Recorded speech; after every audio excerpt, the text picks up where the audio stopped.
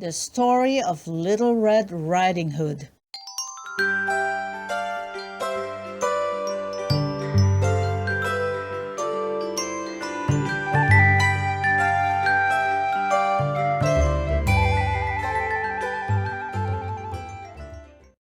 Once upon a time, a big bad wolf was roaming hungrily through a great forest.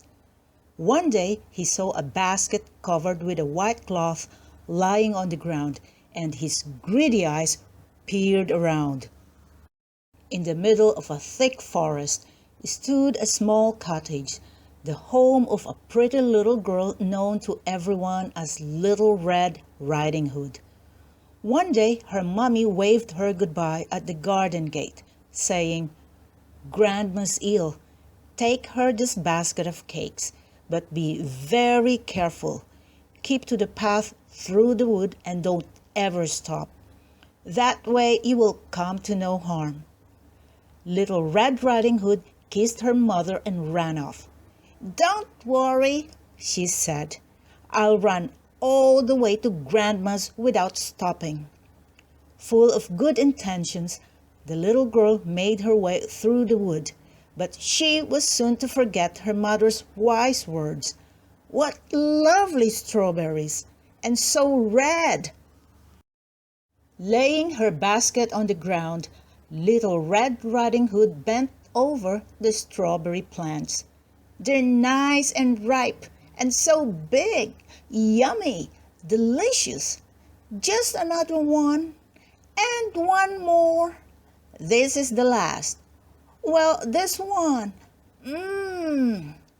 The red fruit peeped invitingly through the leaves in the grassy glade, and Little Red Riding Hood ran back and forth, popping strawberries into her mouth. Suddenly she remembered her mother, her promise, Grandma, and the basket, and hurried back towards the path. The basket was still in the grass, and humming to herself, Little Red Riding Hood walked on. The wood became thicker and thicker. Suddenly a yellow butterfly fluttered down through the trees. Little Red Riding Hood started to chase the butterfly. "I'll catch you! I'll catch you!" she called.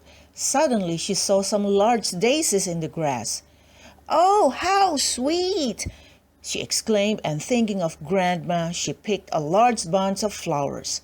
In the meantime, two wicked eyes were spying on her from behind a tree. A strange rustling in the woods made Little Red Riding Hood's heart thump. Now, quite afraid, she said to herself, "I must find the path and run away from here."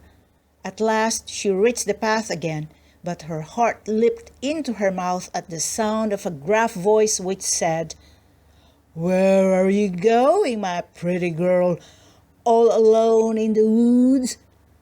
"I'm taking Grandma some cakes.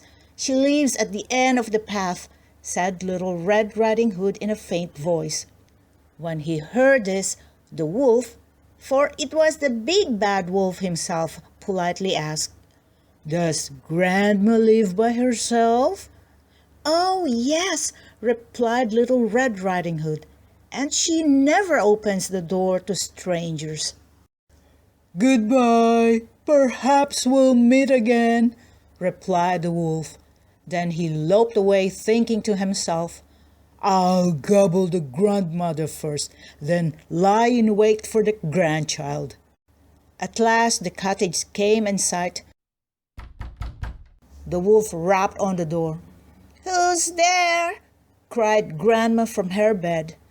"It's me, Little Red Riding Hood. I've brought you some cakes because you're ill," replied the wolf, trying hard to hide his gruff voice. "Leave the latch and come in," said Grandma, unaware of anything amiss till a horrible shadow appeared on the wall. Poor Grandma, for in one bound the wolf leaped across the room and in a single mouthful swallowed the old lady. Soon after, Little Red Riding Hood tapped on the door. "Grandma, can I come in?" she called. Now the wolf had put on the old lady's shawl and cap and slipped into the bed. Trying to imitate Grandma's quavering little voice, he replied, "Open the latch and come in." "What a deep voice you have," said the little girl in surprise. "The better to greet you with," said the wolf. "Goodness, what big eyes you have!" "The better to see you with." "And what big hands you have!" exclaimed Little Red Riding Hood, stepping over to the bed. "The better to hag you with," said the wolf. "What a big mouth you have!" the little girl murmured in a weak voice. "The better to eat you with," growled the wolf.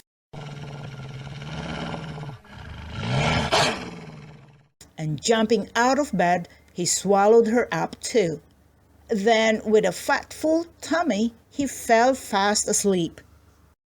In the meanwhile, a hunter had emerged from the wood, and on noticing the cottage, he decided to stop and ask for a drink.